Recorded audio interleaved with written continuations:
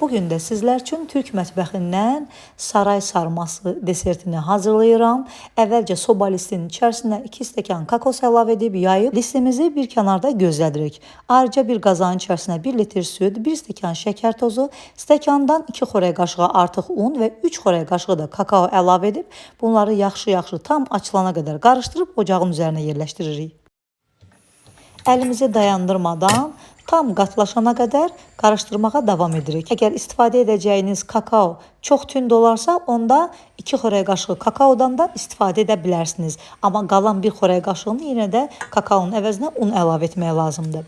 Qaynamağa düşdükdən sonra üzərinə 50 qram kərə yağı və 1 paket vanil əlavə edib ocağımızı söndürürük və tez-tez yaxşı qarışdırırıq ki, yağımız tam ərisin. Yağ əriyən kimi qaynar halda götürürük və kakosun üzərinə hər tərəfinə eyni bərabərdə olmaqla əlavə edirik. Narahat olmayın. Bir tərəfinə bir qədər artıq düşərsə, spatula yardımı ilə və ya qaşıq yardımı ilə hər tərəfinə eyni bərabərdə olmaqla yayırıq və soyumasını gözləyirik. Tam soyduqdan sonra artıq soyuducunun buzluq olmayan adi gözündə 3-4 saat müddətində mütləq gözlətməyə lazımdır ki, biraz bərkisin. Düzdür, tam bərkimir, amma mütləq gözlətməyə lazımdır.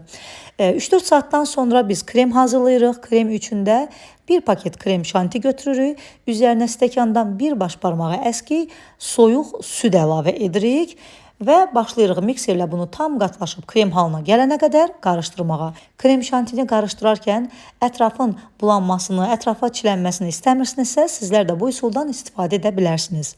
3-4 saat keçdikdən sonra listimizi soyuducudan götürürük. Kremin hamısını üzərinə əlavə edərək hər tərəfinə eyni bərabərdə olmaqla yayırıq. Yumuşaq, ağızda əriyən lokum kimi çox gözəl bir desertdir. Puding sevənlər, kim ki pudingin dadını sevir, bu deserti də çox sevəcəklər.